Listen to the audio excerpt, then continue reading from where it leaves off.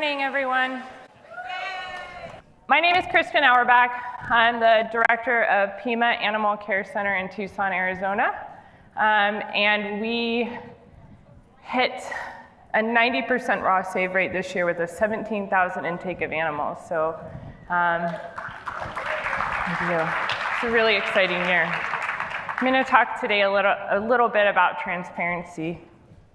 So that's a picture of me when I was very tiny. There's my contact information, and there's a cat sitting on top of me. This picture is cute, but it has a deeper meaning for me, and it's sort of why this talk is so meaningful. At the time this was taken, I was surviving sexual abuse at the hands of my father, my stepfather. And in those dark years of my childhood, animals were my best friends, and they were really my only witnesses to what I was going through. That's my cat. I also had a dog and a parakeet. I feel like a lot of kids of that generation got the Bajaragar at the pet store. But animals were my only witnesses, but they were silent. They couldn't talk. And I remember thinking, even as a very young girl, that if they could, they would. And so there's something sort of redemptive about being up here today, speaking for animals that are voiceless, and getting to do this work as an adult to help give voice to animals that have no way to advocate for themselves. And transparency is that voice. That's lovely. Every presentation I do, I try to dedicate to an animal that has changed the way that I work in this field. Lovely was a dog that came into our shelter less than a year ago, and her owner, who had severe mental health problems, had attempted to seek treatment 3 times, and the system wasn't helping her. And she lost it. She lit Lovely on fire. She doused her with gasoline, lit her on fire, but this even sadder part of that story is Lovely was in her daughter's arms when it happened. And she also lit her house on fire and ended up in jail. And Lovely ended up with us. And if you've treated burn wounds, you know that you can't always tell how bad they were, but we sure knew they were bad. And the story was so tragic and so heartbreaking, we decided we were going to do everything we could to save Lovely's life. And that meant going on camera. It meant telling her story. She was going home with our veterinarian every night. And as the days went by, we knew it was getting worse and worse and worse, and she wasn't really getting better. But she just had this spirit that told us that she wanted to keep going, and she would look at us, and I know it sounds crazy, but I knew she knew we were helping her. And we were telling her story, and as we were telling her story over the weeks, the community started to follow, and every day was rooting for Lovely and wanted her to survive. We ended up sending her to a specialty veterinarian about 2 hours north of us where she could get oxygen therapy. And it was once we sent her there that we knew that she was not going to survive. She ended up dying a couple of days after she went to the specialty vet of a heart attack. Her tiny little body just couldn't take it. And it was really kind of heartbreaking for all of us. 17,000 animals is a lot of animals. And when you deal with that many animals, it's easy just to run them through your system, but she was one of those that just changed our lives and kind of broke all of our hearts when she died. She ended up, though, carrying a legacy with her. Something called Lovely's Fund was started. And because we had told her story over the 2 weeks, we had taught our community that every life matters. We had started to change the culture in our community, and they started to send us checks. We weren't even asking for money. They just started to send us checks. And someone wrote on one of the checks, "Please put this in Lovely's Fund," which we didn't have at the time, but that day we created it. And tens of thousands of dollars were put into that fund to help other pets who are victims of cruelty and neglect. That's transparency in its extreme, but it taught us that even these situations where you're most afraid to communicate with the public and the stakes are the highest, it's the right answer. This is like one of my all-time favorite things in animal welfare. That is the cover of the marketing material for Fatal Plus, which is euthanasia serum. It's just like completely absurd, right? It's like this lady with this happy dog kissing it, and it says growing relationships through trust. That is euthanasia serum. That kills animals. But it's part of how we have normalized killing in this field, and that kind of makes sense to me. 15, 20 years ago, if we didn't normalize killing, we probably all would have had nervous breakdowns, and some of us did anyway.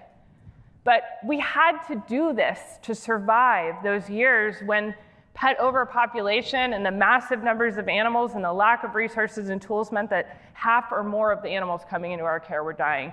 And so the language we still use today is inherited from those old days, those old ways of doing sheltering. And Fatal Plus this year at the conferences where they put up booths, they'll probably be using those same marketing materials. So go back to 2014. I was interested in transparency, but I didn't really get it. I was at a shelter where we were actually still backing animals out of our data. I was at Fairfax, and we were still not counting unrequested euthanasia, died in care in our numbers. We were claiming like a 95% save rate and feeling great about it, even though we knew animals were coming in and dying that we weren't counting. And so there was some cognitive dissonance going on. But then I went to a presentation by Dr. Jefferson, and this was one of the slides in the presentation. And there was a line in here that really caught my attention. Killing is part of our culture. Shelters were not built to save, they were built and funded to keep animals off the streets. That line impacted me more than anything at that whole conference, because I really had never thought about it. I had never thought about how did we get to where we are today? Why are these things we are doing that seem and feel crazy? Why are we doing them? And that line made me start to ask that question, so it's thanks to Dr. Jefferson that I started to. We're gonna have some starting points because there's a few things that we all need to be on the same page about to really think about what transparency means. And the first one is that sheltering, our field, is built on the idea of non-transparency. It exists in opposition to trust and engagement with your community, and it's still the exception and not the norm in animal sheltering. Because of this, it requires daily, conscious effort to be transparent. You're fighting a system that's set up for you not to be.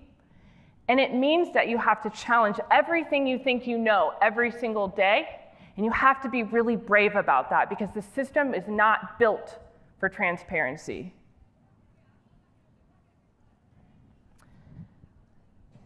So, does anybody know what you're looking at here?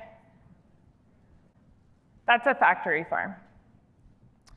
And looking at that from the outside, it's easy to kind of not think too much about what's going on inside. And if I polled you in this room and you were being honest, probably 70% of you consume animals that come out of one of these buildings. And the question that I always think about is, what if these buildings went through the same transformation that our animal shelters are going through today? What if there were public open hours? What if you could walk in and see the animals inside every day? And what if you had the opportunity to help save their lives? How different factory farming and farmed animals would look today. This, what Jane Goodall calls tortured flesh. This ability for all of us in this room who love animals to let this go on exists because of non-transparency. What happened to me as a child exists because of non-transparency. Bad things happen in dark places. When I say transparency, I mean shining a light on these dark places, on the places that have been masked and hidden by our field, the euthanasia room, the clinic, the back of the animal control truck. And my goal in doing this work is that no animal dies an invisible death. No animal dies without being seen. That dog died as well, but we made sure she got seen and her story got told, and our community appreciated that. They appreciated knowing that we are going to try to save even the saddest and the most pitiful, the most injured and abused in our population. Okay, so I'm going to run you through a really short history lesson, and I apologize in advance. This is going to be like down and dirty 8-slide history, because the history matters to why we do what we do today. Anybody remember Lady and the Tramp? If you have not watched that movie since you started working in sheltering, go back and watch it now. It's incredible how little has changed in many shelters since that film was made. The pound scene is epic. Much of our history is hidden. Most of you don't know how we got to where we are today. So I'm going to tell you how we got to where we are today. Historically, there have been 2 models of animal sheltering, and the first one is the animal controller, the pound model. And this model is based on the idea that we have to protect people from pets. We have to get pets out of the communities because they pose a public safety risk. And that the only service we provide for owners is euthanasia. If an animal comes into the pound, the animal dies. The free roaming of community pets, cats and dogs, are criminalized. They're taken off the streets. And this is an enforcement-based model. And it's based on a cycle of impoundment, institutionalization, and death. That's how it goes for the animals. They're brought in, they're held, then they die. The second model is the animal shelter model, and this one's a little bit different because this model is designed to protect pets from people. If any of you raise your hand if you have worked in an organization that has adoption has adoption restrictions. Home visits, background checks. A couple of years ago, you all would have raised your hand.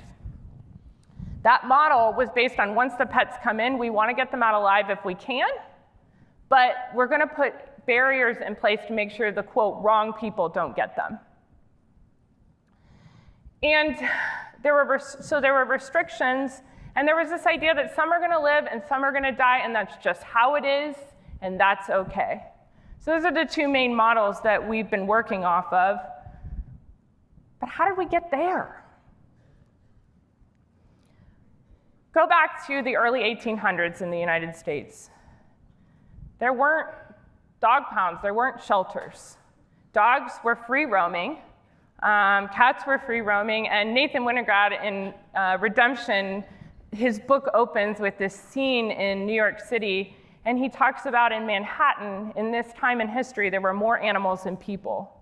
And giant groups of pigs would be wandering through the streets, headed off to slaughter, and everyone was riding horses, and dogs were free roaming. And to call dogs, when there were too many dogs in the cities, and as cities urbanized, this was becoming a bigger and bigger problem, they would simply get shot. People would be paid to go around and shoot free roaming dogs. But this caused some issues, as you can imagine. And one of those was that sometimes people got shot. But an even bigger one was that sometimes animals with value were getting shot. Owned dogs, owned purebred dogs were getting shot in the street. And so there was people speaking out against this and saying it shouldn't be happening. And then comes hydrophobia. Does anybody know what hydrophobia is? Rabies. No one knew what hydrophobia was in the beginning. Some people even speculated that it was just hysteria or a nervous breakdown. But rabies shows up, and everybody knows there's some association with dogs. And so the fear of dogs being in our communities in big US cities was increasing. And they started to decide that they had to get all the free roaming dogs off the streets, particularly in summer when they felt it was most likely someone could get hydrophobia.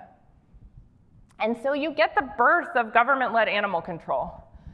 These images are taken from actual newspapers, and they show dogs being gathered up, rounded up by these dog bounty hunters. They're brought into, they're put into cages, and those cages are dunked into the river. And the animals were drowned en masse in the river. And it wasn't just rounding up the dogs, because remember I said that there was concern over sometimes purebred dogs were getting gathered up. So they had to start to hold them for a minimum amount of time to give people an opportunity to reclaim dogs if they wanted them. And this is how the pound is born and how licensing comes to be. These things emerged out of the early and mid-1800s in the United States. So free-roaming dogs now would be taken to a pound and held for 24 hours. And the owners who would reclaim them would pay an impound fee. And any dog that wasn't reclaimed would die. There wasn't pet adoption. And so you have the dog catcher rounding up the dogs, bringing them into the pound, and you have this beginning of a lack of transparency. You have a beginning of the animals are taken to this building and they are killed, but they're still killed publicly, interestingly. They're still killed by being put in these cages in huge numbers and drowned. And then, of course, just like everything else, nothing is disconnected from race and class, the rich and the poor. And this was true of early municipal dog laws. This is a quote from the New York Times. Dogs are useless animals in cities, independent of their habit of occasionally running mad. The best dog law would be one that imposed so high a tax on the owners of curs that few people would care to keep them, and those who did would see to it that the animals did not run at large, muzzled or unmuzzled.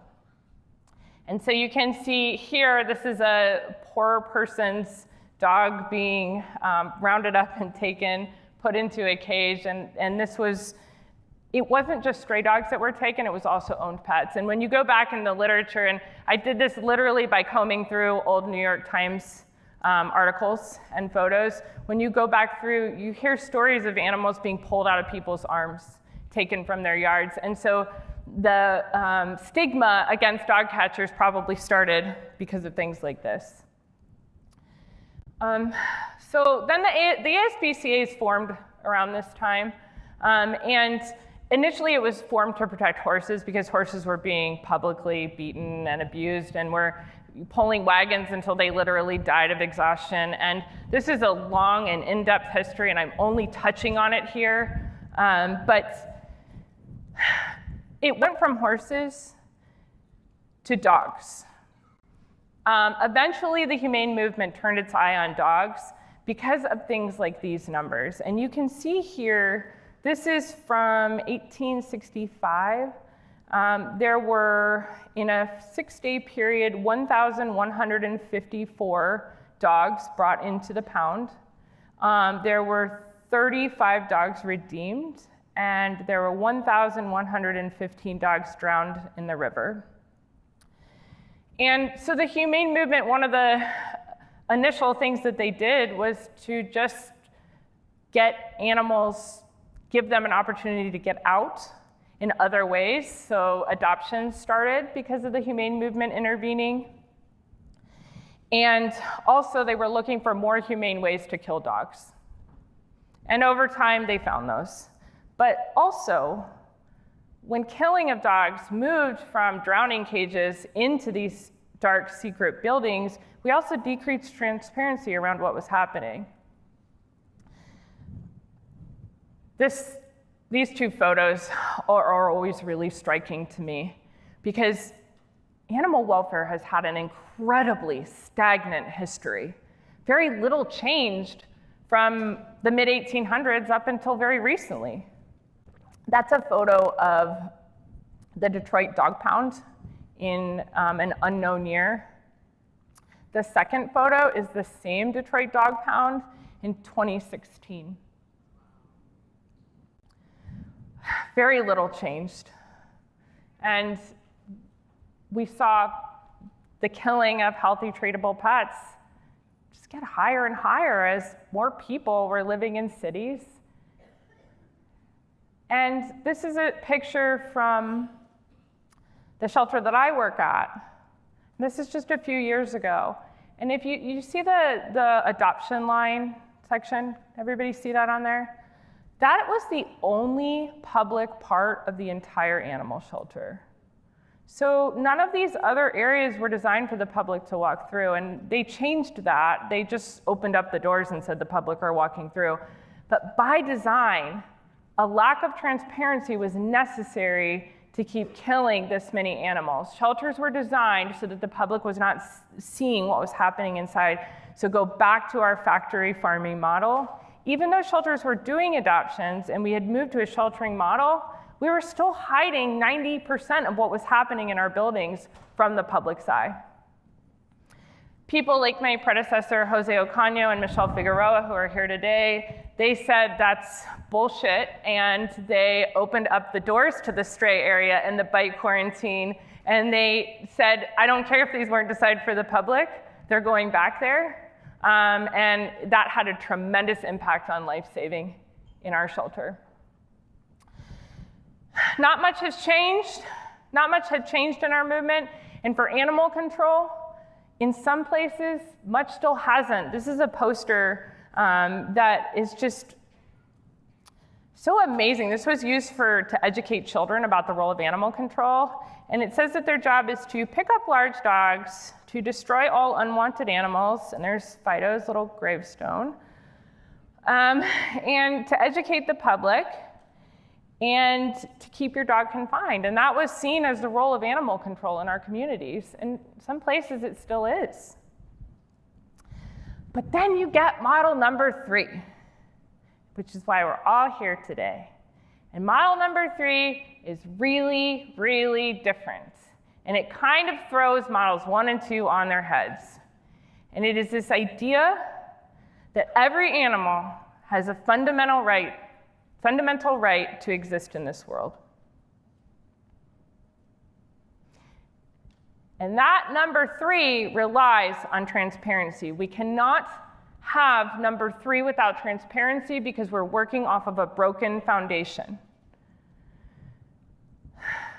If we want to fix something that is broken, if we want to create a new model where every life matters, we have to do 2 things. We have to promise ourselves and our communities that no animal in our care dies an invisible death. We also have to recognize that maybe the only thing we can do is to make sure that animals are seen. And just by having them seen, that may be their biggest protection against dying. That dog came in on a really, really busy day.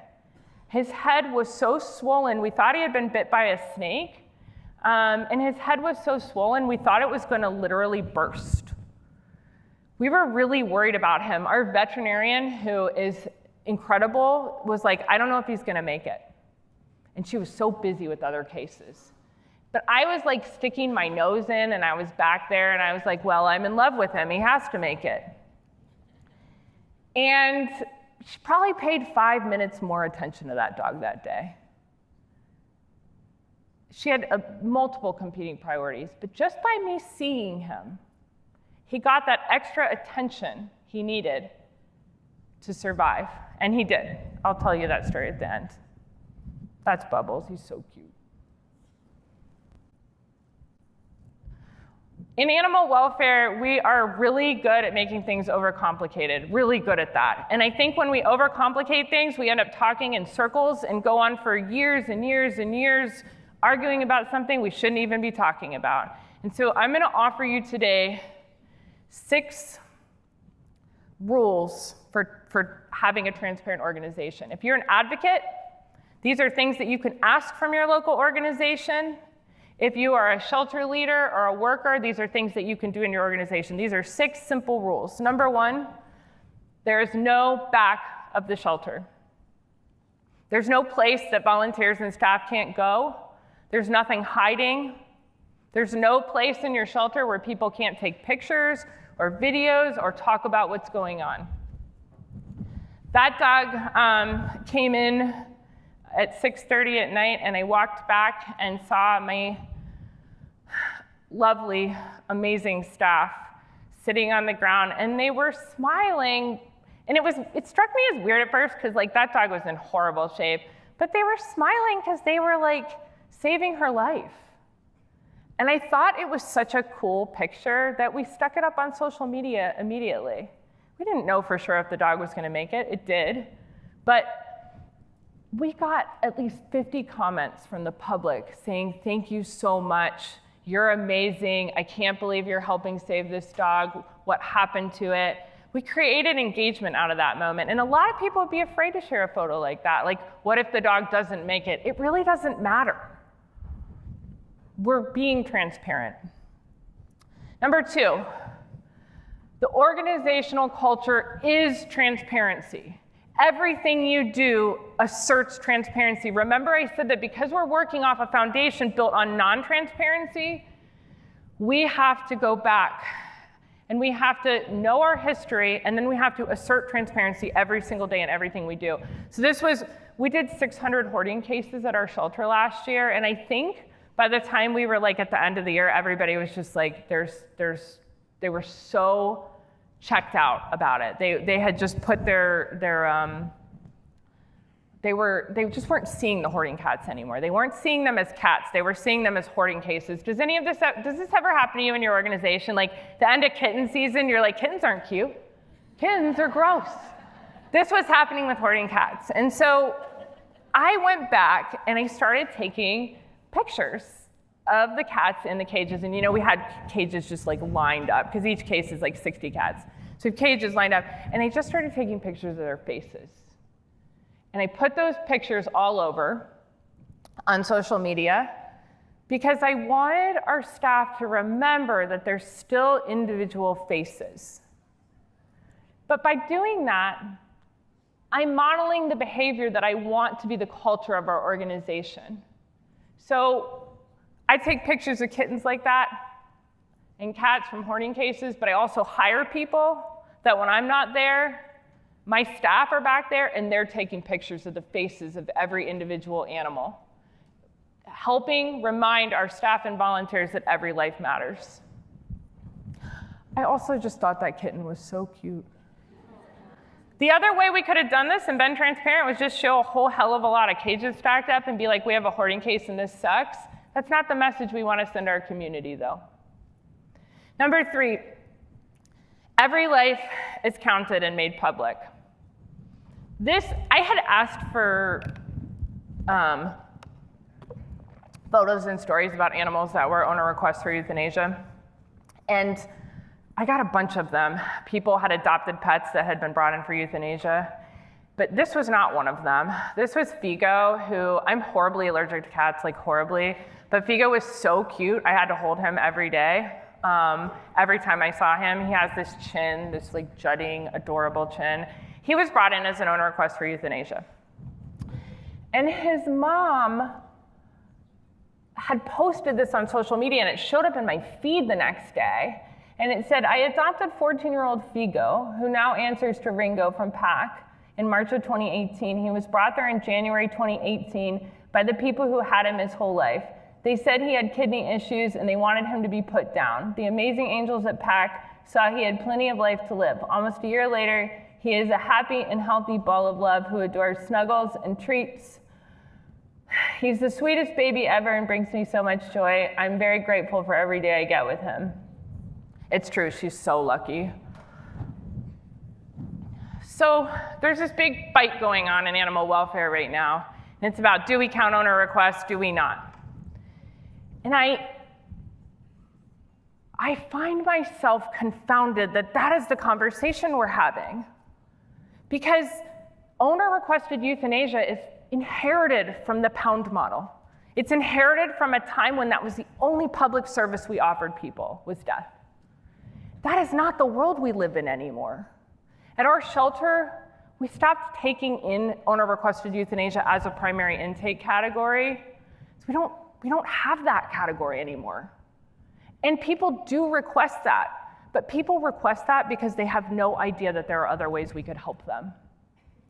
I implore all of you to count every animal that comes into your care.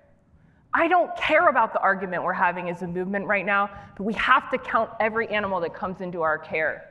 At our shelter, of animals that are brought in for owner-requested euthanasia, fewer than 25% of them die.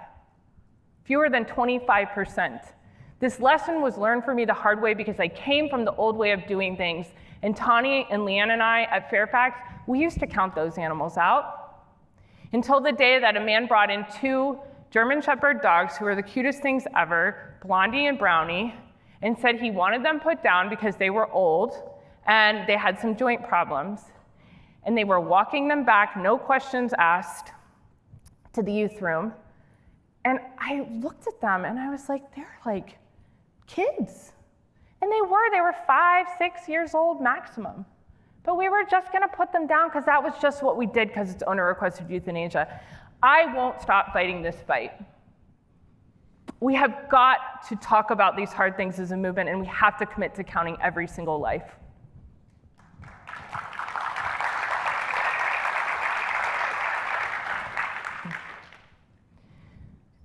Every death is also counted and made public. Life and death is what we do. It's the business we're in, and it's really freaking hard. But when we tell the stories of the animals that haven't survived, we're changing the way that the public understands what we do for the community. This was my office dog. I can't remember her name because I always have an office dog, but she came in with this head tilt and was just kind of wonky. She was so cute, and I made a whole series of Facebook posts about her. And then I come into my office one day, and she's dead. She's in my office dead. She had died, and we don't know why. I mean, it could have been a million things. But we did a post about it. I talked about it. We talked about how she died and how that happens. And we talked about how we need foster sooner and why we need medical support. We're able to communicate those things to our community, and they appreciate it, and they respect what we do so much when we're honest with them about the hardest things that we deal with. The hardest things. That was a really hard day for me, and we talked about it. And so every animal that dies, we're telling the community those stories too. If we're still losing kittens this year, we did a great job. I mean, I'm really proud of our team, but we had a pretty high intake of kitten deaths because we stopped killing them and we started sending them all out to foster. But because people are bringing in such young kittens, and we take in like 4,000 in a season, we're like moving them to foster on the same day, but it's hard to keep up with training. And so we had an increase in kitten deaths. And this year, we're gonna be talking all about that. We're gonna be upping our kitten training. We're gonna be talking about why. We're gonna be talking about the animals that died. Why are we always talking about save rate and not death rate? Why are we not focused more on the groups of animals still dying instead of constantly just talking about save rate? We need to shine a light on the groups of animals still dying. The organization asks for help every single day. Not a day goes by that we don't ask for help. We ask for help with everything. The dog that's doing this, I got a call from this man, and he was like, I'm Gary, and I have a guard dog business, and I have to get rid of all my guard dogs. And I was like, no. I wanted to hang up the phone. Be like, good luck with that. He had, I think, like 85, Michelle, right? So we were, oh God, it was such a horrible time. We were so packed. I'm like, guard dogs, well, we're just gonna have to kill them all. That was the first thought that went through my head. I honestly thought we're gonna have to go out there with a vet and just kill them all, because I don't know what guard dog means, but that sounds terrifying. We go out there, and Gary is this lovely man who, back in the days when Pat killed everything, started rescuing dogs off the streets and giving them a job. And so in the old days, he would turn them into junkyard dogs. So he would drive them out at night to people's like businesses, and they would guard the business. But they weren't aggressive dogs. They were like cute, fluffy, that. They were just like, hey. So, and they were trained to bark at fences. And so we did a news release, and we asked people to help Gary, and we asked them to go go meet Gary, go adopt his dogs. We didn't intake 80 dogs in a day. We took in, I think Michelle and I and Sarah took in, 12? We took in 12, we got those adopted, we helped him depopulate. That was kind of scary, because you're telling the public that you want them to go to a guard dog business and adopt dogs. People might think that's nuts, but we assessed the situation and we made a rational decision based on the best interest of the dogs and the people that would be adopting them. And we did it. Not one dog died in that situation.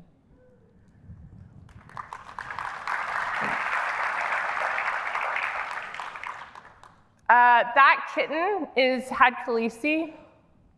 Khaleesi, back when I started in this, we had been at a shelter where they had killed all the cats because the cat had Khaleesi. And so I've always been kind of scared of it. It sounds terrifying. And being in Austin, I learned that you can treat Khaleesi virus and you don't have to kill all the cats. And so with our Khaleesi kittens and all of our other sick, contagious animals, we just get them to foster. Get them to foster, and then we make sure that they're getting everything they need in terms of support. We ask for help daily, and we ask for help for animals that are going to die. Stop asking for help for animals that are going to get adopted all the time. If I see one more Facebook page that only shows posts of highly adoptable animals, like kittens and puppies, those are important, I get it. But we have to start showing the animals that really need us too, the broken dogs and the Khaleesi kittens. We have to start asking harder questions. The public wants to help you solve your harder problems. They want to. Finally, lastly, when the shelter asks for help, we make it easy to help. When I did a session yesterday, I asked the shelters that participated to tell us how many volunteers they had working in their shelter, and the numbers are just abysmal. And it's not judgment, but we have to do better. One volunteer coordinator should easily be able to coordinate 500 volunteers in a year. And one foster coordinator should easily be able to send 1,000 animals to foster in a year. We can do better. We have to set higher expectations for these positions. And we have to make it easy for people to help. If you have 10 volunteers in your organization, you're not doing enough to make it easy to help. You're putting too many barriers in place. If people want to help, you need to let them help that day. If somebody wants to foster from our organization, they come to our organization that day and they foster an animal. No one waits 2 weeks for anything anymore. I don't know if this field is missing that message. Nobody's waiting 2 weeks, 3 weeks to do anything, and no one's going to 4 trainings to do anything. I don't even think college is that long anymore. Make it easy for people to help. That dude in that picture with that dog, he came to us and he wanted to help a dog because we were really, really full. And that was one of our behavior dogs, like our long stay dogs. I think his name was Enzo. And he came, he took that dog home that day. We didn't steer him to a different dog. We were like, okay, take him home. He was supposed to go out for a 2-hour field trip, and he called us on hour 3 and said, yeah, he's not coming back. And that is Enzo with his dad, who's super, super happy. The dog on the other side, who's laying upside down, was a dog who taught me a lesson. We have this thing called strep zoo. Anybody know what that is? It's like dog Ebola. Well, in my head, it's like dog Ebola. I don't think that's actually what it's like, but it feels like that. Like you come in and they're like dead, and they have blood coming out everywhere. I mean, it's horrifying. Well, we had 4 dogs that were exposed to strep zoo, and my first thought in my head, we have to kill them to save the rest of the dogs. And it's like, again, you're fighting this institution, you're fighting what the old way of doing things constantly. And so I didn't kill that dog, those 4 dogs. We sent them to foster. And all 4 of those dogs, we made a foster plea. We said, this is strep zoo. If you have no other dogs, can somebody please take these dogs, because otherwise they're going to die. And within an hour, all 4 of those dogs were in foster homes, and none of those dogs died. You have to ask for help with your harder problems. 6 rules. Okay. So I'm going to run through really quick how this works at PAC. We're not perfect. We've got a long way to go, but darn it, we're really trying with transparency. So I'm going to tell you how this is working at PAC. If you're a member of the public, You can interact with all stray and surrendered pets. There's this thing that happens during stray hold where everybody freaks out and is like, don't touch it, don't look at it, don't feed it anything. And we don't do that. We're like, it's a pet in our shelter, it's gonna get care and love and attention. And it can be seen by the public. There's also this idea that someone's coming to steal all the stray pets. So we have to lock them up. This is nuts. We need to let go of that stuff. Locks are only on kennels for like really good reasons. Like a Maltese puppy is in our shelter and someone may actually steal it. That might have a lock. An animal that is undergoing behavioral modification, we have a real reason not to want somebody to open that kennel, because all of our kennels are on public view. We may put a lock on that kennel. Otherwise, the lock's gotta go. It's not jail. Pets can be pre-adopted the second they come into our system. They come in, I don't care if they're in stray hold or whatever hold, they can be pre-adopted by people so that the day that they become off their stray hold, they're out of the building. People, and we have about 25% of our pets pre-adopted before they ever come off their stray hold. Pets can be fostered or adopted on the same day they're surrendered. They can be on public view even if they're recovering from illness or injury. I do consults around the country when I have time, and I'm always shocked at how many people are keeping so many animals off public view for no reason at all. People want to adopt broken things. They love them. They think they're cute, and like if you have a little cast, that's like highly adoptable. Wrap it in some pink vet wrap, you're good. Get it on your adoption floor. We provide full disclosure. If we know it, you know it, and we stand by this 100%. It's the only way we're successful. We do what we do. In writing and verbally, people are getting all the notes on the animals. And yes, I have some jacked up notes. We explain them. You know, sometimes volunteer X entered a narrative that is like 8 pages long. They're gonna get it. Anything we know, you're gonna know.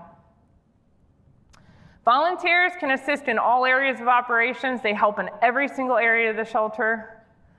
They can access our shelter database. They can add notes. They can add photos. The world didn't end. They can save pets that are at risk of being killed or euthanized. If they want to save it and we have any way in our power to make that happen, we will say yes. They can go to most any area of the shelter as long as they have appropriate training. So for instance, not any volunteer can just walk into our medical clinic. We're dealing with a high number of medical cases. It's crazy back there. But we do give them an avenue to be able to volunteer in that area through training.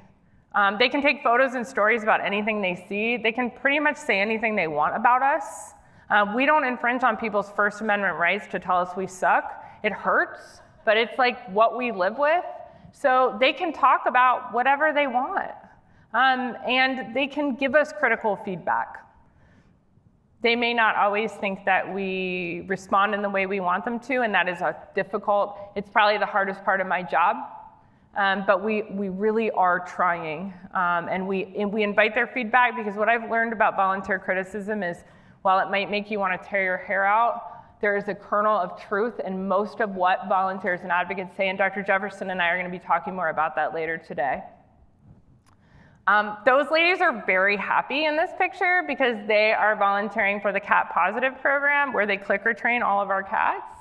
It's a really awesome program. Our volunteers are our partners in life-saving. We have 1,200 active volunteers who contributed 90,000 hours of service last year. That is the equivalent of 40 full-time staff positions.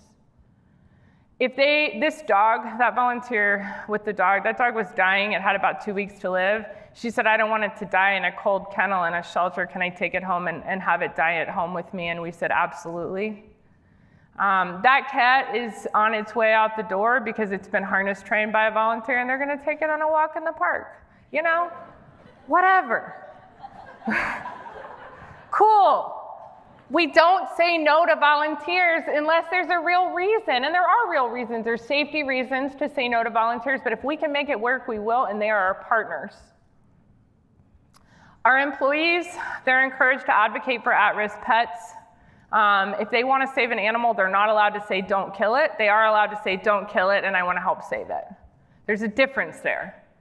They are engaged and able to save animals that are at risk. They can adopt or foster any pet from us. We always let them know before we kill or euthanize animals in any case possible. And they can take and share photos and videos with anyone they want as well. And we celebrate it when they save lives. I think all of our staff are fosters. They've all got animals at their home that they're caring for PAC. And we celebrate that. We tell those stories on social media because the public needs to know. The public, in some cases, still thinks we're dog pound masters. So we're still changing their ideas about what they do. So we tell those stories about our staff. This is a foster this is one of our employees is holding one of her foster puppies. Her name's Kaylee Rain, and this dog was going to be late-term spayed. We couldn't find a rescue group. We were totally packed. We had a lot of disease issues happening. We were worried that if the puppies were born in the shelter that they would get sick and die. And so Kaylee Rain took the dog home and fostered the puppies in her home and then got them adopted through a rescue partner. We are throwing every little ounce or bit of data that we have is going to go out to the people that we serve. I'm not going to talk about data too much here today. My partner and colleague, Rory, is going to be talking about data and getting and accessing and understanding your data on Monday. But all I'll say here is that we are completely transparent with our data. It's on our website. And we're working to get our data on our website in real time so that every single life that comes in is counted and can be counted in real time by the public. That's just an example of one of our reports. I told you we achieved a raw save rate, but we don't want to mask what really happened. We only saved about 88% of cats in our care last year. Monica Friendon gave me a lot of hell about that. And we're going to do better this year. Saved about 91% of dogs. And so we say 90, but we also are sure to say that we're not doing quite as well on cats as we are on dogs. Did any of you may have questioned my data and said, are you telling the truth? If you didn't, you should. Question everything that I say, question everything that anyone else tells you about data or life-saving or their save rate, question them, because this is my 2017 report where I said we had a raw save rate of 87%. We didn't. I had been unknowingly taking in animals that had died in foster were coming in as dead on arrival. I just figured it out, well, Sarah figured it out a few months ago, that we were intaking these animals that had died in foster as dead on arrival, and so our whole save rate for every year went down by 2 percentage points. I didn't even know I was lying. You need to scrutinize the data. You need to really understand it, especially as advocates, but also as shelter directors. I was so disappointed. I'm glad I know, but we weren't there. Your job, regardless of your role in animal welfare, is to shine a light into these dark places, into these places that we've all been afraid to go. We're the only ones that will do that. The people in this room are the most equipped and the most knowledgeable, but anyone can do it. Anyone can shine a light into those dark places. That's Bubbles. He lived. He's so cute.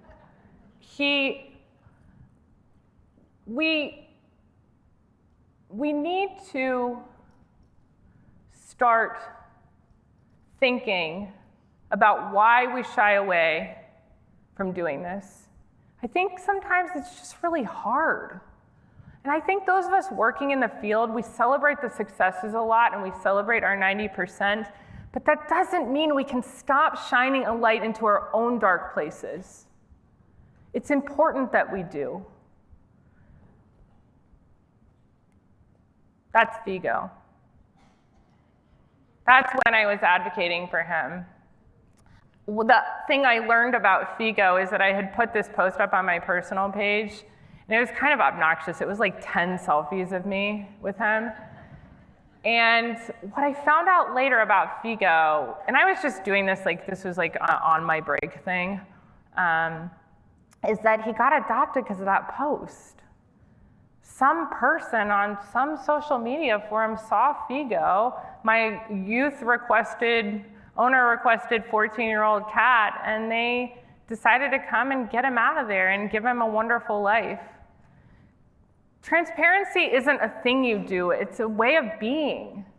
It's an ethic and a philosophy, and it's a way that it's something that guides our daily work. And if there's anything that pulls together the leaders who sat on this stage together, it's a belief that transparency and shining a light and telling the story of animals is capable of changing this world. It's capable of truly creating what we mean by a true no-kill community, which is that no animal that isn't irremediably suffering and needs to be put out of its misery dies.